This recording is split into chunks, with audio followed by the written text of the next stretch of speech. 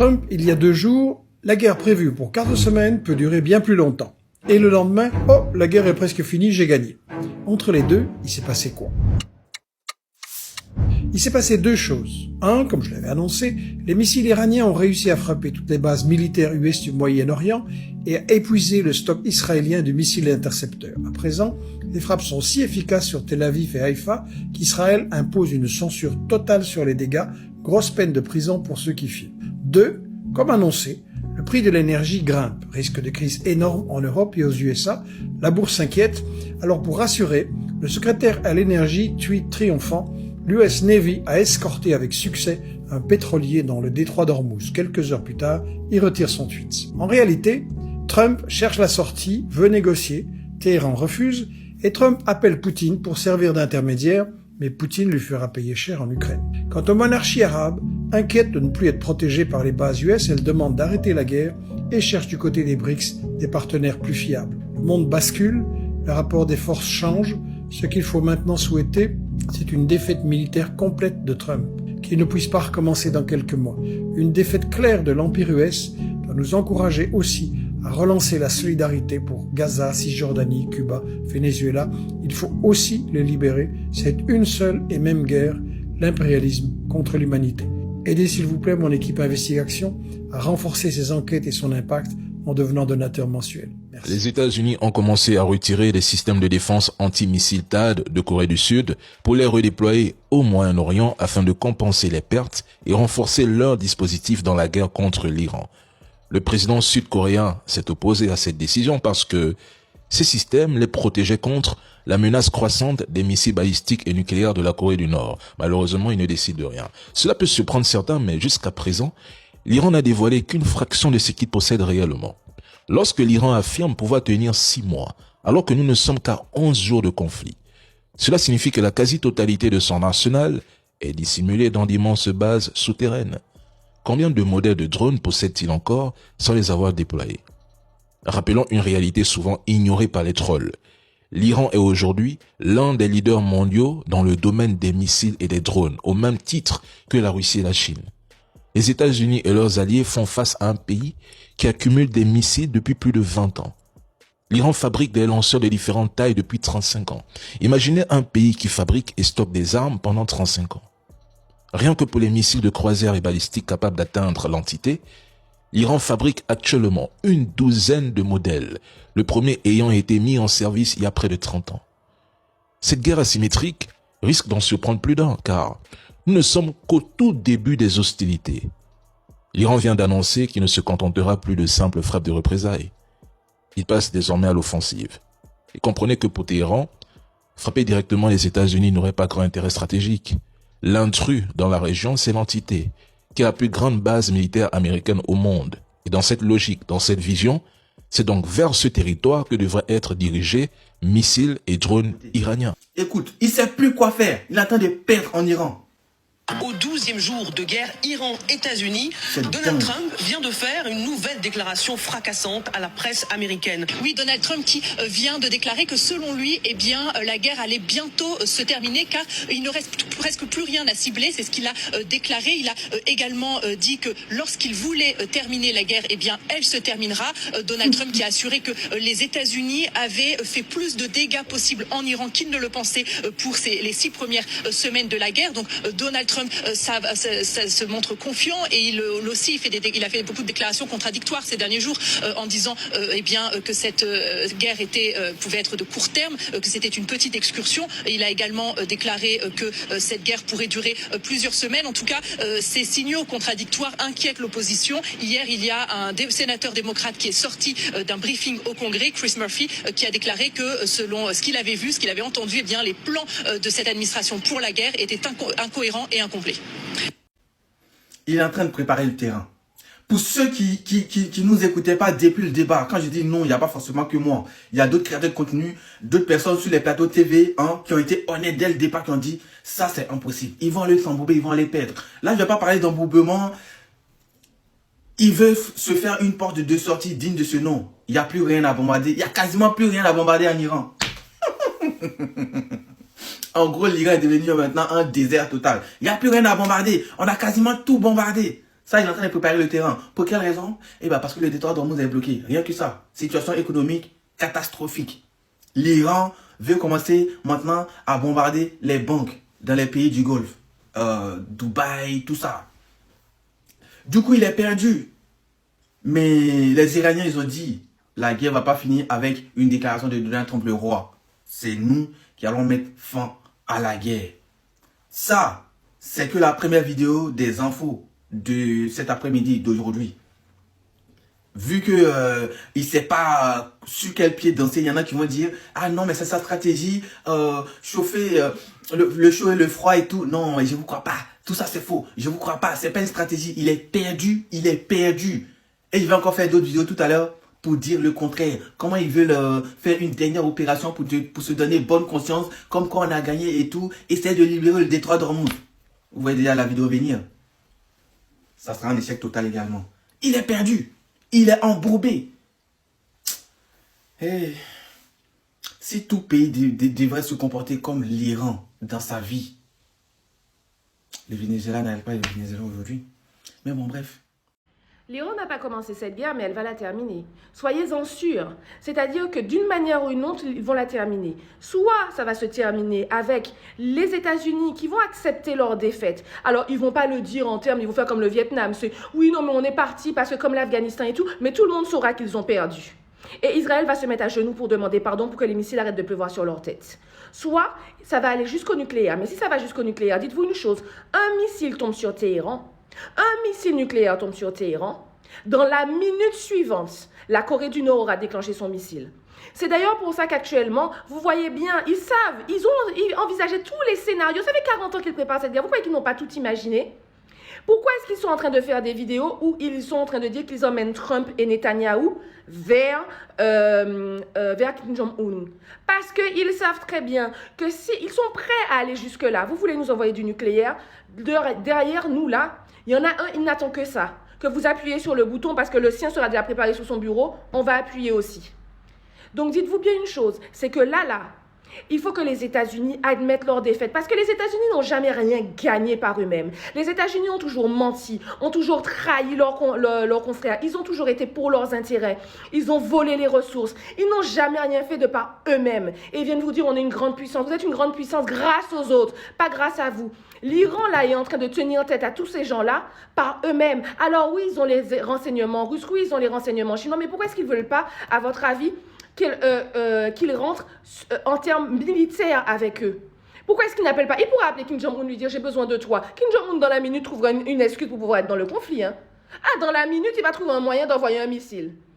Pourquoi est-ce qu'ils ne le font pas? Parce qu'ils veulent montrer, on veut, oui, vos renseignements, machin, merci, mais notre technologie, on va débarrasser les autres par nous-mêmes. Et les autres ne pourront dire, oui, ben c'est grâce à l'Iran. C'est-à-dire qu'ils ne voudront pas être associés à qui que ce soit. Et ça doit être un réveil pour les Africains, là. Les tocards de dirigeants africains qui n'ont toujours pas compris qu'il faut armer ce putain de continent. Une fois qu'ils auront fini au Moyen-Orient, si jamais ils font plier l'Iran, vous croyez qu'ils vont s'occuper de qui après? Vous croyez en sécurité, vous croyez machin. L'Afrique est l'un des continents les plus riches du monde. Vous croyez qu'un jour ou l'autre, ils ne vont pas décider, une fois qu'ils auront compris que les dirigeants se seront ouverts les yeux et qu'ils auront compris qu'ils ne peuvent plus les couillonner, et vous ne croyez pas qu'ils vont y aller à coups de bombe? Et vous préparez en faisant quoi? 3 palmiers? Pourquoi est-ce que le Mali, le Niger et le Burkina Faso s'arment?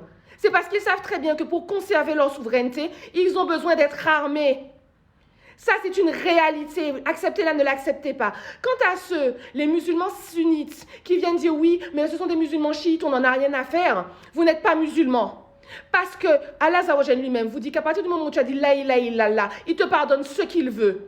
Mais vous décidez que vous êtes plus musulman que musulman, que vous êtes au-dessus des musulmans. Vous parlez à la place d'Allah Azza wa Jalla en disant qu'eux, ils ne vont pas être sauvés. Toi-même, tu sais si ton cul ne sera pas dans le feu. Vous n'avez honte de rien en plein mois de Ramadan. Vos frères sont en train de mourir sous les bombes. Qu'est-ce que vous avez fait? À part Free Gaza, Free Palestine, oui, ben oui, on voit combien ça sert. Donc là, dites-vous bien que ce qu'ils sont en train de faire là, malgré tout ça là, ils font une guerre propre. Les seuls civils, et encore ils touchent même pas tant que les civils que ça, ceux qu'ils sont en train de tirer, ce sont les Israéliens. Donc respectez vos frères, parce que ce sont vos frères et sœurs en islam. Et vous n'avez aucun droit de les juger. Vous n'êtes personne sur cette putain de planète. Sur ce, bon courage au peuple iranien. Bon courage à vous. On vous souhaite toute la réussite. Toutes mes prières vont pour vous, pour vos familles et pour toutes les personnes. Et très sincèrement, que là, Trump commence à trouver une excuse pour demander pardon, pour dire qu'il a perdu et que Israël demande pardon. Parce que sinon, ça va se terminer et ils termineront la guerre, que ce soit dans le sang ou dans la victoire. Mais dans tous les cas, ils vont la terminer. Et ils la termineront de la manière... Ils ont envisagé tous les scénarios, le 1, le 2, le 3, jusqu'au Satan 3. Kim Jong-un est prêt. Les autres pays aux alentours sont en train de regarder. Poutine lui-même là est en train de se dire, bon, oui, bon alors moi j'ai réussi mon coup, mais là ça commence à aller sérieusement. Et c'est pour ça, les gens se demandent pourquoi est-ce que l'Iran n'a pas signé de pacte d'agression avec la Russie. Parce qu'elle savait que les intérêts de la Russie, ce n'est pas d'entrer en guerre directe avec les États-Unis. Même si Poutine sait que les États-Unis ne le portent pas dans son cœur, pour l'instant, il a encore besoin d'eux. S'ils avaient signé un pacte d'agression, la Russie serait là en train de dire non, mais il faut stopper, non, mais arrêtez les missiles et tout. Là, ils sont en capacité de dire à Poutine, va te faire foutre. Tu veux plus donner de renseignements, n'en donne plus. Débrouille-toi avec tes Américains, avec tes US citizens. Nous, là, on continue. Donc, ne croyez pas que l'Iran ne sait pas ce qu'elle fait. Elle sait très bien parce qu'elle sait que même si elle peut bien s'entendre idéologiquement avec Poutine, ses intérêts, c'est son pays et c'est normal. Donc, eux, là, leurs intérêts, c'est eux. Ils savent très bien que Poutine aurait pu les trahir du jour au lendemain parce que, lui, il n'a pas envie que la guerre se termine en 3e guerre mondiale. Pareil pour les Chinois. Le seul, là, qui est prêt au combat, qui est sûr au combat, et d'ailleurs, c'est pour ça que vous ne voyez pas de vidéo avec Poutine ou avec... j'ai oublié le nom du président chinois. Mais que vous les voyez avec Kim Jong-un, parce qu'ils savent que c'est le seul, que s'il faut aller dans le sang, il ira. Donc là, il faut que ça s'arrête très vite. Parce que, comme je dis, dans une guerre, il n'y a pas celui qui gagne et celui qui perd. Il y a celui qui a moins perdu et celui qui a beaucoup trop perdu. Et je pense que les Iraniens ont déjà beaucoup trop perdu et que si ça continue, d'autres peuples vont encore beaucoup trop perdre. La guerre n'est jamais une solution. Quand tu verses le sang d'un homme, c'est une partie de l'humanité que tu as éteinte. Une information de taille. Et les Saoudiens ont découvert qui a bombardé Aramco, la raffinerie géante Aramco. Vous lisez la révélation faite par le ministre des Affaires étrangères. Si les services de renseignement pakistanais ne nous avaient pas fourni les informations en temps opportun, nous n'aurions pas su que l'attaque contre la raffinerie de pétrole avait été menée par l'Israël et non par l'Iran. Donc, il est clair. Et les Saoudiens ont toutes les informations aujourd'hui pour oser dire que la raffinerie avait été attaquée par l'Israël et non par l'Iran. Et ça vient aussi aujourd'hui montrer une autre chose, ou bien corroborer avec la position britannique par rapport à l'attaque de leur base en Chypre. Ils avaient dit qu'il n'est absolument pas, l'attaque n'est pas du tout issue de l'Iran, c'est l'Israël ou les États-Unis. Et après investigation, ils ont vu qu'il s'agissait d'une attaque israélienne. Mais pourquoi Israël attaque les autres et se fait passer pour des Iraniens, et fait passer l'attaque comme une attaque iranienne? Parce que là, il paraît que c'est le Mossad qui a tout planifié jusqu'à réussir son coup, c'est-à-dire atteindre la raffinerie. Pourquoi? Qui a intérêt à ce que la zone s'embrasse? Moi, je pense que ce n'est pas les Saoudiens. Déjà, les Saoudiens, ils ont misé sur quoi? Le pétrole et l'attractivité touristique, le secteur tertiaire. Tous ces trois-là ne sont pas compatibles avec la guerre. Ils ne vont pas tout seuls se mettre dans la gueule du loup. C'est pareil pour Dubaï, Abu Dhabi, Qatar et tout. Tous ces pays-là n'ont pas intérêt à ce qu'il y ait la guerre. Il n'y a que la stabilité. Parce qu'eux, ils veulent faire de leur zone, le Golfe, une sorte de chantière où il n'y a pas d'agression, il n'y a pas de guerre, c'est la belle vie, c'est la richesse, c'est la prospérité. Cela n'est pas compatible avec la guerre, cela n'est pas compatible avec des missiles, des drones qui frôlent des immeubles. Parce que aujourd'hui, ceux qui font la grandeur économique de ces pays-là, c'est les investisseurs étrangers. Certains de ces pays-là ont une population étrangère supérieure à 80%. S'il n'y a pas la guerre, s'il y a la guerre, les étrangers ont cette facilité. Dès les premiers coups de canon, ils prennent le vol. Ils s'enfuient. Et regardez la crise que ça va engendrer dans ces pays-là. Donc, ils n'ont pas intérêt à ce qu'il y ait la guerre. L'Iran également. L'Iran n'a pas intérêt à ce qu'il y ait une guerre là-bas. Mais l'Iran se défend et se défendra. Qui a l'intérêt à ce qu'il y ait la guerre? C'est l'Israël. Qui, si on voit comment se déroulent ses rapports avec ses voisins, les attaques, et Israël qui se fait passer pour d'autres pays, il attaque d'autres voisins, et les États-Unis aussi n'ont pas intérêt à ce qu'il y ait une véritable paix. Parce que là, nous sommes entrés dans une phase de désaméricanisation du Golfe.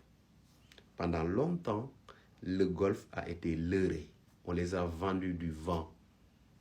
Sécurité, garantie de sécurité, garantie de stabilité. Mais en réalité, ce n'était pas ça. Toutes ces bases américaines dans le Golfe ne servaient pas à garantir la sécurité dans le Golfe. Et l'Iran l'a démontré. Quand l'Iran a voulu frapper, il a frappé. Mais ça servait de lieu d'observation, d'installer les radars puissants pour capter toute la communication, espionner tous les pays aux alentours. Et on a vu que aujourd'hui, les radars sont détruits. Les Saoudiens demandent le départ des Américains pour la stabilité. Ils veulent la paix. Personne ne veut la guerre dans cette zone-là. Il n'y a que Netanyahou qui ne veut pas la paix là-bas. Même le peuple américain est contre cette guerre. Vous avez entendu, hein, le secrétaire de la guerre de Trump. On contrôle le ciel iranien, d'accord? Que ce sont quelques petits drones qui arrivent à passer, d'accord? On va regarder ça.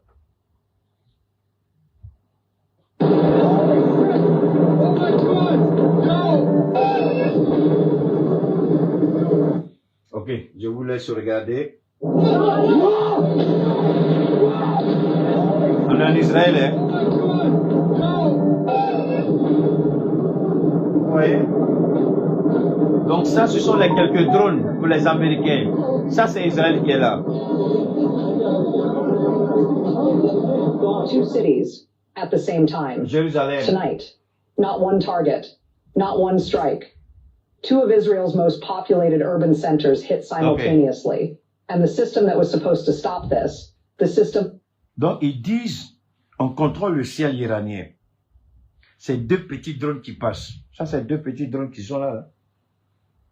Ça, c'est les Américains. Je dis, le flatteur, le menteur vit au détriment ou au dépens de celui qui l'écoute.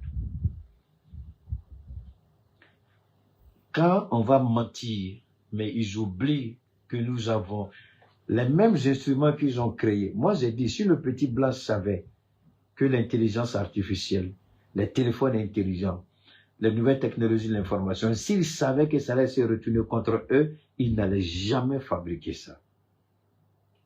Mais ça se retourne contre eux. Il faut savoir juste utiliser.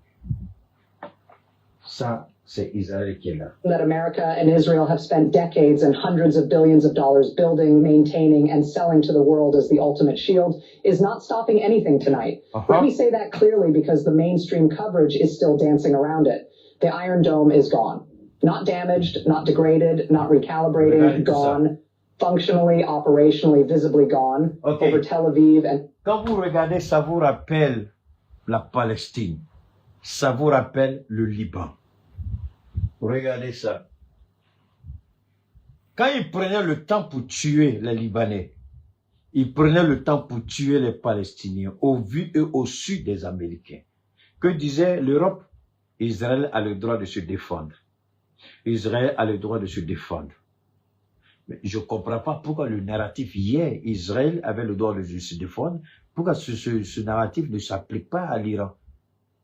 Puisque ce n'est pas l'Iran qui a commencé cette guerre. L'Iran était en négociation de bonne foi avec les Américains. L'Iran n'était même pas obligé d'aller à cette négociation, puisque en 2012, on se rappelle, sous la bannière de la communauté internationale, l'Iran avait accepté le deal. Moi, je me rappelle aux États-Unis, c'était John Kerry, qui était le secrétaire d'État, je crois, de Barack Obama, qui a mené ces négociations avec le ministre français, Laurent Fabrice, quelque chose comme ça, quand c'était l'autre qui était avec Hollande qui était président à l'époque. C'est François Hollande qui était président. Mais ils ont négocié sous la bannière de, comment on appelle ça, l'agence internationale chargée de l'énergie, qui est les atomiques. Mais quand Trump est venu au pouvoir, il dit qu'il ne reconnaît pas ça, que trop de concessions ont été faites à l'Iran. Et il a imposé de nouvelles sanctions à l'Iran, de façon unilatérale, c'est-à-dire que les gens sont malhonnêtes. Moi, je suis d'accord quand ils disent on n'aime pas l'Iran, c'est votre droit, je respecte ça. Mais ne venez pas nous dire que c'est l'Iran qui est responsable de quelque chose. Depuis 2012, 2014, 2012 autant pour moi, le même criminel qui est aujourd'hui Premier ministre en Israël, il allait à la tribune des Nations Unies dire que l'Iran est à 2 semaines d'obtenir la bombe atomique, la bombe nucléaire. Laurent Fabrice, merci beaucoup, Marcel. On se rappelle, je vous en prie, ne soyons pas... Non, soyons honnêtes. Le même Premier ministre qui est là, en 2012, il allait à la tribune des Nations Unies. Dit que l'Iran est à 1 semaine, voire 2, d'avoir la bombe atomique. Aujourd'hui encore, c'est le même plan qu'il a présenté à la Maison Blanche. 14 ans après. Je dis bien 14 ans après, 2 semaines là, ce n'est pas encore arrivé. Pendant 14 ans, calculez, il y a combien de 2 semaines dans 14 ans? Il y a combien de semaines dans 14 ans? Calculez 14 ans. 1 an, c'est 365 jours, je crois 52 semaines, si je ne me trompe pas. 52 semaines, d'accord? Par 10, ça fait déjà 520 semaines. Hein? Multipliez encore. Mais attendez. Pendant 14 ans, le régime, le pouvoir qui devait avoir cette bombe atomique n'est là. Mais alors, maintenant, la question que vous et moi devons se poser, sortons même du contexte de la guerre. Sortons du principe de la guerre et posons-nous la question simple. Si réellement c'est une question d'armes atomiques, si réellement c'est une question pour avoir la bombe, soyons honnêtes, si c'est pour la bombe, si c'est réellement pour la bombe, 1 an, 52 semaines, d'accord. Pardon, il faut multiplier, Pierrette. 52, il faut multiplier par 14. 1 an, 52 semaines. Multiplier par 14, ça fait combien de semaines? Alors, donc ça veut dire que depuis 14 ans, quelle bombe, si l'Iran devait avoir cette bombe atomique-là? Vous croyez que depuis 14 ans, l'Iran n'a pas encore cette bombe? Est-ce que réellement la guerre qu'on impose à l'Iran, est-ce que réellement c'est à cause de la bombe? Ou c'est parce que c'est un régime musulman? Parce que là, ça a échappé aux gens. Je vais vous faire écouter ça tout à l'heure. J'étais dépassé quand j'ai entendu ça. C'est le responsable, mais c'est 728 semaines. Pendant 728 semaines, si l'Iran devrait avoir la bombe atomique, l'Iran n'aurait pas déjà eu cette bombe atomique?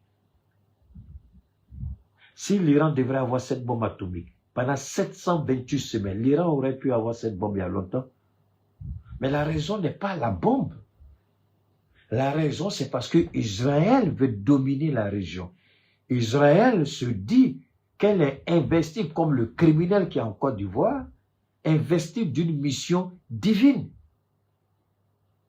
Mais je vous ai dit, Dieu a maudit Israël il y a longtemps. Et je maintiens ce que je dis. S'il y a des gens qui se disent érudits, docteurs en théologie, à cause de Dieu, je demande pardon à Dieu.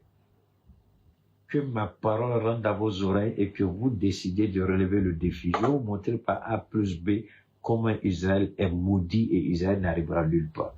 J'ai l'habitude de vous dire ceci. Ce n'est pas parce que quelqu'un est maudit que la personne ne sera pas un président. Ce n'est pas parce que quelqu'un est maudit que la personne ne sera pas milliardaire.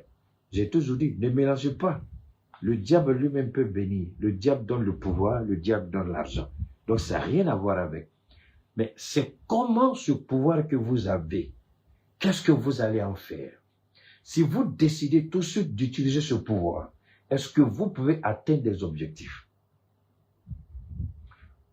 J'ai pris le cas la dernière fois du prince Ben Salman. J'ai dit, il y a malédiction derrière lui. Mais pourtant, il est à la tête d'une fortune inimaginable, colossale. Pourquoi je dis qu'il est maudit, le prince Ben Salman? Il a été incapable de battre le Yémen. S'il avait la bénédiction de Dieu, il allait battre le Yémen. Il a échoué à Yémen. Non, venez me dire que j'ai tort. Montrez-moi que j'ai tort. Pourquoi Israël est maudit? Parce que Israël n'arrivera jamais à battre l'Iran. Pas que l'Iran est un pays musulman, non. Parce que Dieu ne livrera pas l'Iran à Israël à cause des crimes d'Israël. Les mêmes crimes qu'Israël a commis hier en s'associant au dieu Baal, à l'idolâtrie, à la haine, à la méchanceté, à la jalousie, vouloir imposer sa volonté que celle de Dieu. Voilà pourquoi nous disons que Israël est maudit et Israël ne pourra jamais battre l'Iran.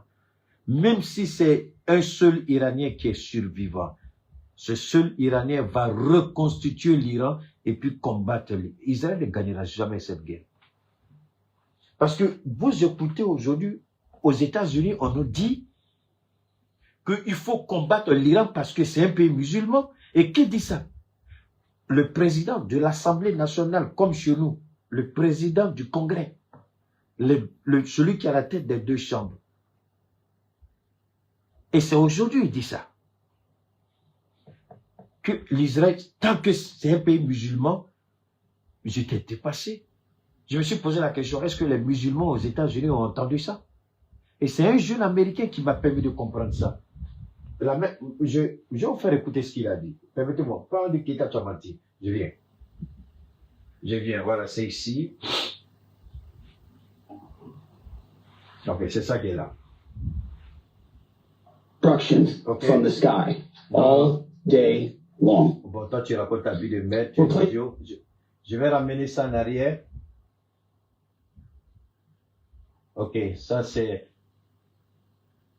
Ok. On va écouter. Je vais vous permettre d'écouter. Where the Democratic Senate candidate James Teller. Ok, c'est celui-là. C'est un jeune Américain que je suis beaucoup.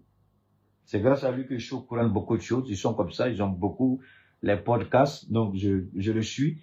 Et c'est lui qui m'a permis de découvrir ça. Que cette guerre, c'est une guerre idéologique. Pas idéologique, pardon, une guerre religieuse. Qui dit ça? Les États-Unis, c'est un pays laïque. Mais qui dit ça? Celui qui a la tête du Congrès américain. Je crois que c'est Mike et quelque chose comme ça. Je dis, mais c'est pas vrai. Il dit donc, l'Amérique a tous les droits pour combattre un pays musulman. Mais pourtant, ce bâtard-là qui se dit président du Congrès américain, que font les bases américaines dans les pays musulmans? Vous voyez, c'est là que vous vous posez la question. Pourquoi l'Arabie Saoudite ne réplique pas? Quand je vous dis le prince là, c'est un Yamoufalis, Dangaba Nofé, réfléchissez. Pourquoi Dubaï réfléchit? Pourquoi Dubaï ne répond pas? Pourquoi Bahreïn ne répond pas? Pourquoi le Qatar ne répond pas? Pourquoi le Koweït ne répond pas? Mais pourtant, c'est un officiel américain qui a dit c'est une guerre de religion.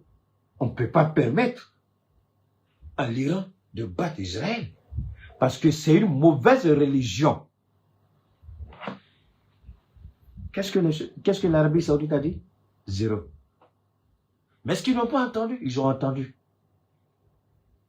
Mais ils ont fait comme ils n'ont pas entendu. Tout le monde a fermé ses oreilles. Alors, comme moi, je suis le baobab de Dieu, je ne peux pas fermer mes oreilles. On va écouter. Je vais faire avancer un peu. Je vais faire avancer un tout petit peu sur la partie. Ok, je vais faire passer ça aussi rapidement. C'est cette partie-là qui m'a... Ok, voilà, c'est ici. Voilà. On va écouter. On va écouter. And then if Israel struck Iran first, then Iran would strike the United States. So we had to strike first. Remember, that's what he said. That's what Rubio said. Now Johnson says, actually, they declared war on us. Iran declared war on the United States is what he says. Here, play this clips. Okay, those are sovereign territories of the... C'est lui qui est là. C'est lui. Voilà, voilà ça. Speaker Johnson. C'est Johnson, c'est lui qui est là. Lui. C'est si vous voulez, le président des deux chambres au niveau du Congrès, Sénat et puis la Chambre des représentants. C'est lui. On va écouter ce qu'il a dit.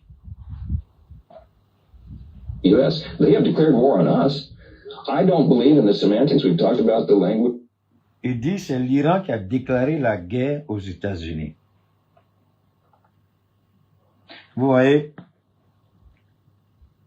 voilà la première puissance économique.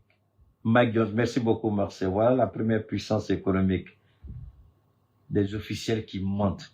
Et moi, je ne regrette pas d'avoir plié mes bagages et dire que c'est un pays de merde que je ne veux plus rester là-bas. Je ne regrette pas un seul instant d'avoir pris cette décision. Des gens comme ça, vous écoutez ça, vous vous posez la question, où est-ce qu'on va? Tant que vous avez des gens comme ça, là, est-ce que vous pensez que la paix mondiale n'est pas menacée? Quand vous avez des menteurs, des manipulateurs et des corrompus, est-ce que la paix mondiale n'est pas menacée? Elle est menacée. C'est eux qui veulent nous enseigner la démocratie. Donc la démocratie, c'est un mensonge. Il n'y a rien de vrai dedans. Voilà la preuve que la démocratie n'existe pas. C'est la manipulation, c'est le mensonge. On vous ment. Comment on peut s'arrêter devant le monde et dire que c'est l'Iran qui a été le premier pays à attaquer les États-Unis, alors que les faits sont là? Comment on peut dire ça? Et puis rentrer chez soi à la maison, regarder sa famille et puis rire en est content.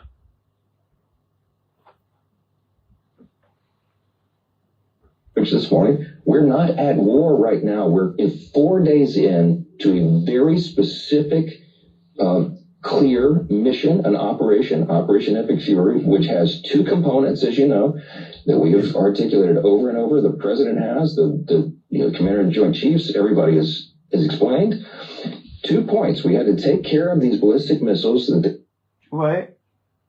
Il dit, la guerre n'a pas encore commencé, on est au 4e jour. Il dit, cette opération militaire, il y a 2 aspects. Regardez ce qu'il va dire. Ce n'est plus la question de l'arme balistique, non, de l'arme nucléaire, mais c'est la question maintenant des missiles balistiques. Qui a envoyé la question des missiles balistiques à la dernière minute? C'est Israël. Parce que après la guerre des 12 jours, tellement l'Iran a lavé copieusement Israël, Israël se dit, en fait, d'armes nucléaires, là, ce n'est plus. Donc, finalement, regardez bien, on quitte, on bascule doucement vers les missiles balistiques. Parce qu'ils savent que aucun pays au monde ne va renoncer à sa sécurité au motif que, attendez, quand les gens parlent, est-ce qu'ils s'entendent? Que Dieu envoie le feu de l'enfer sur les Américains. Que Dieu détruise ce pays. Que Dieu les détruise jusqu'au dernier. Regardez bien. Ils ont la bombe atomique. Ils ont les avions super puissants. F-35, B-2 Spirit. Ils ont des navires de guerre. Ils ont tout ce que vous voulez. Mais un pays dit, pour ma sécurité nationale, pour la protection de mon territoire, j'ai besoin d'armes, non pas pour attaquer, mais pour me protéger. Je vous ramène encore. Que disait Macron la dernière fois que je vous ai fait écouter un discours de Macron? Qu'est-ce qu'il a dit? Pour être craint, il faut être fort. Pour être fort, il faut avoir les armes. Donc, on veut que l'Iran devienne un petit pays comme le Liban, comme la Palestine, à la merci d'Israël. Donc, l'Iran n'a pas le droit de se protéger, de se défendre. Parce que c'est le bon vouloir d'Israël. Après, Israël va venir en Afrique pour dire aux Africains, aucun. En fait, les gens ne comprennent pas quelque chose. Israël est sur Israël. Je répète ce que je dis. Écoute, je vous en prie, détestez-moi à l'Agda. J'aime qu'on me déteste. Ça me permet d'avoir des années supplémentaires par la grâce de Dieu. Israël veut contredire Dieu. Et là, les gens ne voient pas venir. Dans la promesse d'Abraham que Dieu a eu à faire, tu seras le premier et non le dernier. Allez-y, regardez la Torah. C'est même dans le Coran, c'est tu seras le premier et non le dernier. Je te bénirai du lever du soleil au coucher du soleil. Tu n'iras plus emprunter, on viendra emprunter chez toi. Je ferai de toi la prunelle de mes yeux. Et quand Israël a péché, fornication, idolâtrie, mensonge, corruption, vol, Dieu a tourné son dos à Israël. Et Israël dit, toute cette promesse-là, nous on s'en fout de ce qu'on a fait, mais Dieu nous-mêmes, là, par notre propre force, on va récupérer tout ça. En fait, c'est ce qui est en train de... Et les gens, il y a des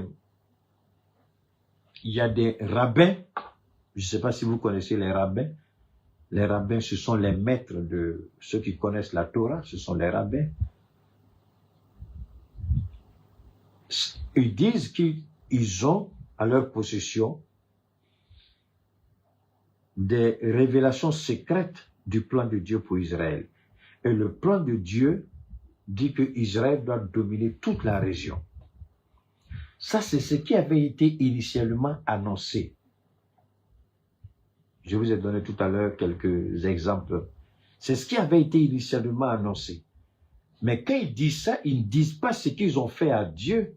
Et Dieu a dit, parce que vous êtes un peuple rebelle. Je fais un grand bond en arrière avec le prophète Moussa, que vous appelez Moïse. 3 jours après la sortie de l'Égypte, ils se sont révoltés contre Moussa. Dieu a répondu, il a prié, Dieu a répondu. Et ils ont continué jusqu'à ce que Dieu dise, ça c'est un peuple rebelle. Je regrette de vous avoir fait sortir de l'Égypte. Je vais tuer tout le monde et puis faire naître de ces pierres des enfants qui vont m'adorer.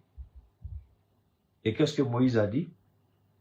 Moussa, il dit, mais Dieu, si tu fais ça, les Égyptiens vont se frotter les mains et vont dire, bon ben, tu les as fait sortir de chez nous et puis toi-même tu allais les tuer dans le désert. En fait, Dieu voulait voir ce que Moïse allait lui dire, sachant bien qu'il n'allait pas le faire. Donc, Dieu a dit, c'est un peuple de rebelles. Depuis que la manne descendait du ciel, il a dit aux Israéliens, donne-nous aujourd'hui notre pain quotidien. Et le pain quotidien, c'était la manne qui descendait du ciel. Limitez-vous à votre consommation quotidienne. N'en prenez pas, n'en cachez pas, n'en gardez pas. Israël a désobéi et Israël a fait ça. Au lendemain matin, tout ce qu'ils avaient gardé chez eux était pourri. On ne pouvait plus manger. Moïse, très énervé, est allé demander pardon. Pourquoi Moïse n'a pas mis les pieds là où Dieu a montré à Moussa? À cause de la rébellion d'Israël, Dieu lui a dit, va parler à la roche, l'eau va sortir. Je ne sais plus ce que je dois faire avec ces gens-là.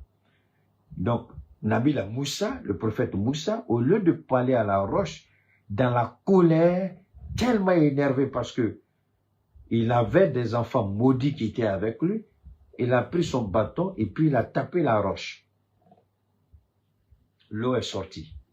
Ils ont bu. Mais Dieu lui a dit, parce que tu as fait ça, tu ne mettras pas pied là où j'ai promis à Abraham.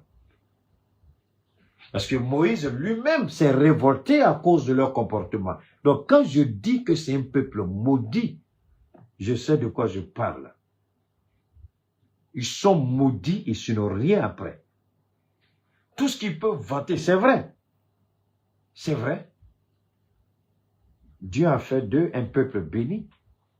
Ceux qui détiennent les grandes banques dans le monde, c'est eux. Le monde de la finance, c'est eux. Mais posez-vous la question, pourquoi Dieu a permis à Hitler, un criminel de guerre, de tuer plus de combien de millions de ses enfants? Ce que Dieu n'a pas fait dans le désert, il a permis à Hitler de faire ça en Allemagne. Donc souvent, on peut accuser Hitler de tout. Mais entre Hitler et les Juifs, là, la vérité, la personne ne connaît, à part Dieu lui-même. C'est pourquoi moi, je me défendrai de dire ce que Hitler a fait les Juifs. Là. Parce que quand je regarde ce qu'ils font aujourd'hui, là, je dis Hitler avait bien fait avec eux. Oui, je soutiens bien, c'est ma bouche. Israël, c'est pas la peine. Donc, Israël croit qu'ils ont un destin divin, ce qui est absolument faux. Écoutez ça. They were producing at such a rapid pace that our regional allies could not keep up with. We had to ensure that they can't fire all those barrage of missiles at our people, our troops, our assets, our citizens in the region and our installations. And then MAGA Mike says, actually, this is very... Ce n'est pas tout. Il dit il faut qu'on arrive à détruire le programme balistique de l'Iran, ce qui n'arrivera pas. Parce que aujourd'hui, est-ce que vous croyez que enlever l'uranium iranien, est-ce que vous croyez que ça a empêché l'Iran d'avoir la bombe atomique? Mais attendez, moi je ne suis plus assis dans une salle de classe. Je ne suis plus assis dans un amphithéâtre, ni dans une classe de TD à l'université. Je ne suis plus aux États-Unis. Mais est-ce que vous croyez que parce que je ne suis plus aux États-Unis, je ne sais pas ce que j'ai vécu là-bas, je ne sais pas ce qui se passe? Parce que je ne suis plus assis dans une classe de TD, d'amphithéâtre, vous croyez que je ne sais pas ce que j'ai appris à l'école primaire, au collège, au lycée, à l'université? Vous croyez? Je vous en prie. Donc, une fois que vous avez ça en tête, vous mourrez avec. La question n'est pas de dire tout le monde peut trouver l'uranium. Il suffit de venir négocier avec nous, non vous vend ici au Niger. Donc, la question maintenant, ils se disent, ils ont des ingénieurs, mais les ingénieurs ont compris qu'il faut faire la transmission générationnelle. Ils disent qu'ils ont tué tous les scientifiques. Mais si vous avez tué tous les scientifiques, laissez l'Iran tranquille. Vous avez tué les scientifiques. Vous avez tué tel ou tel. Vous avez tellement tué. L'Iran est le seul pays au monde où Israël se livre à des assassinats ciblés. Mais quel est le vrai problème? Il faut débattre. Quel est le vrai problème? Le véritable problème, on n'en parle même pas. Ce n'est pas l'uranium enrichi. Ce n'est pas les armes balistiques. C'est la méchanceté, la haine, la jalousie, l'hypocrisie d'Israël. La haine d'Israël. Israël s'attaque à un pays musulman béni, puisque Israël n'a rien, il ne faut pas oublier. La terre où ils sont là. Tu vas pisser là-bas même là. Même caca ne va pas sortir de là. C'est une terre maudite. Rien ne pousse là-bas. Pourtant, voilà un pays à côté, l'Iran. Ils ont tout. Ils ont tout. Pétrole, gaz, ressources naturelles. Et puis ils ont la faveur de la mer, la faveur même de l'environnement. Donc ça pose un problème. Ne croyez pas que cette guerre, c'est une guerre de ceci, de ceci. Non, non, non. Ça va au-delà de tout ça. Et Dieu sait mieux que nous tous. C'est pourquoi Dieu protège l'Iran. Et Dieu ne permettra pas à ce peuple rebelle, ces criminels et ces idolâtres de gagner cette guerre. Ça n'arrivera pas. Vous allez entendre encore quelque chose qui va vous couper le souffle. Écoutons.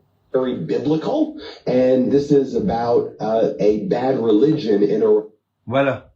Et là, il lui donne l'explication avant de faire passer la vidéo.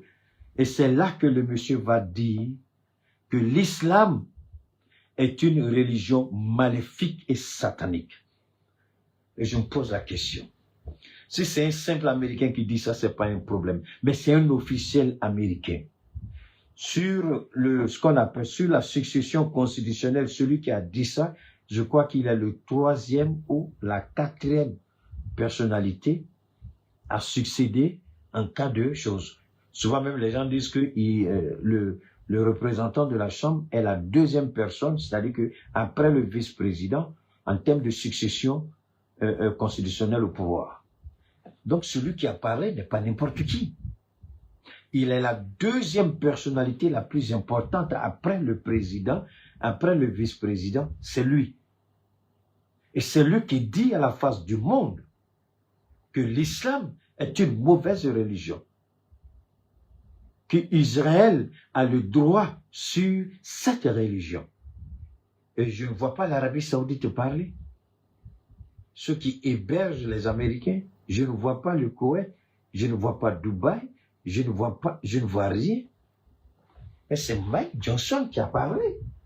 And so basically we're just redoing the Crusades right now. Here, let's play this clip. They have been, and they say the quiet parts out loud. They wanted to wipe Israel off the face of the earth, and they'd like to take us out as well. We're the great Satan in their analogy and their misguided religion, and there was no way to appease them. Vous avez compris? Misguided religion. Donc, et personne n'a présenté ses excuses. Vous savez, je remercie Dieu.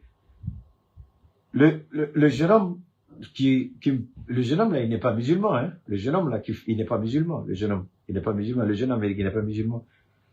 C'est un politicien, il fait les analyses. C'est à cause, si vous voulez, c'est par rapport à la guerre même que je l'ai connu. Mais quand vous écoutez ça, vous vous posez la question, pourquoi? Ce qui se passe entre Israël et l'Iran, qu'est-ce que l'islam a à voir dedans? Alors, cela doit vous donner une idée. Vous qui voulez soutenir Israël, soutenez-le, parce que je peux accepter, je peux comprendre que des chrétiens, des catholiques disent « Ah non, non, c'est la terre sainte ». Oui, c'est la terre sainte où la promesse de Dieu a été réalisée. Mais ceux qui sont là-bas aujourd'hui, la terre est devenue sainte par la volonté de Dieu. Mais ceux qui ont la gestion de cette terre-là sont maudits de par leurs actions. Je répète ce que j'ai dit et je soutiens ma position. S'il y a des catholiques, des chrétiens, des patati patata, vous n'êtes pas d'accord, je m'en fous, allez-y où vous voulez. Je répète ce que j'ai dit. La terre, elle est sainte par la volonté de Dieu. Les dirigeants, ils sont maléfiques de par leur comportement, leurs actions. Voilà. Alors, pour que tu puisses gagner un combat, même si c'est un combat pour Dieu, tu prends toujours leçon auprès de Dieu. À moins que je me trompe. Quand tu demandes si c'est vraiment la volonté de Dieu, lui il va t'accompagner et tu vas gagner. Quand David s'est présenté devant Goliath, pourquoi Dieu a permis à David d'avoir raison sur Goliath? Mais pourquoi ce n'est pas l'armée juive qui était face aux Philistins là? Pourquoi ce n'est pas cette armée qui a gagné? Mais c'est un seul, plus petit. Parce que David était soumis à la volonté de Dieu il y a longtemps. Il n'était qu'un berger. Et il a été le deuxième roi d'Israël. Allez-y comprendre quelque chose. Donc quand ces idiots parlent des fornicateurs, des menteurs, des corrompus, tu n'as aucune connexion avec Dieu et prétends dire que Israël, d'accord, J'espère qu'il a le courage de regarder les images qui aujourd'hui traversent le monde entier. J'espère qu'ils ont le courage de regarder ce que Israël vit. Vous êtes assis aux États-Unis avec vos cravates, assis dans vos bureaux climatisés, c'est le peuple israélien qui vit aujourd'hui.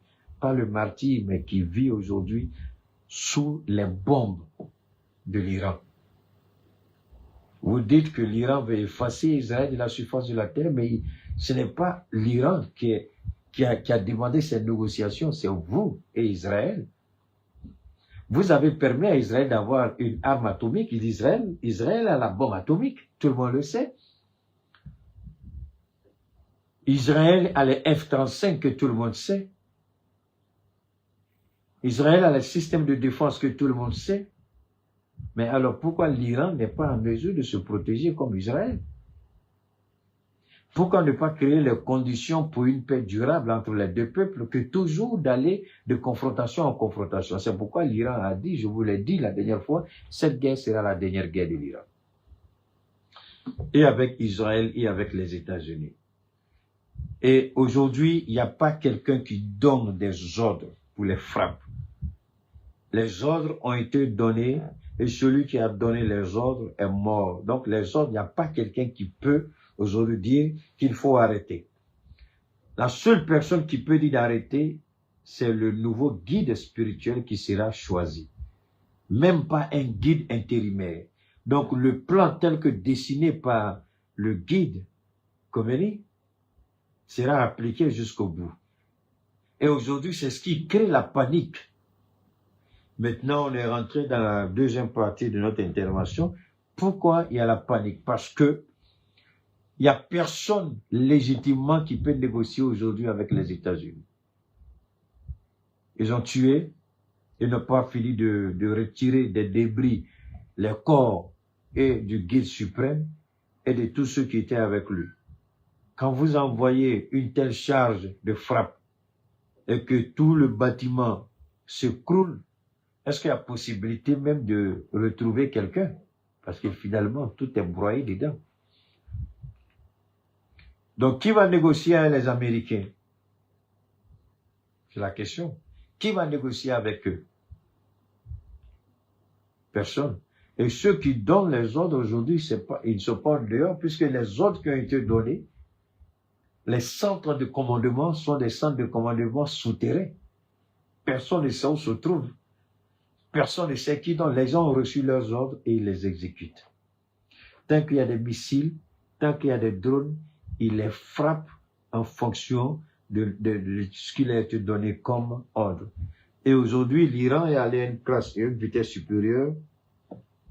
L'Iran dit que désormais, elle va frapper toutes les ambassades américaines dans le Golfe.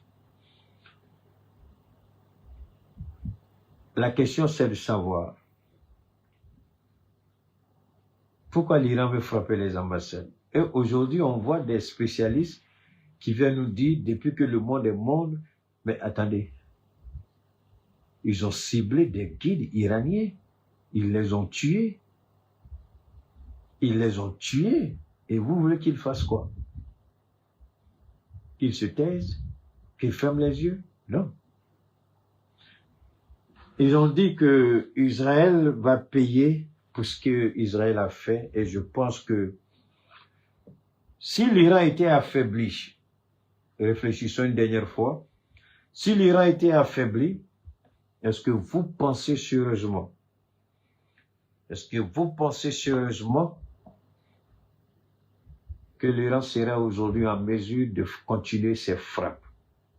Si l'Iran était affaibli, et l'Iran était clair, pour le moment, personne n'a entendu, ni vous ni moi, personne n'a entendu dire que le missile qui a été frappé, par exemple, sur l'ambassade des États-Unis ou sur les bases américaines dans le Moyen-Orient, personne ne nous a dit que ce sont des missiles Kinjal ou des missiles CM-302 chinois.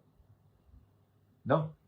Jusqu'à présent, ce sont des missiles iraniens, alors que l'Iran a reçu une quantité industrielle en quantité énorme des missiles chinois et russes. Pour le moment, ils n'utilisent même pas ces missiles-là.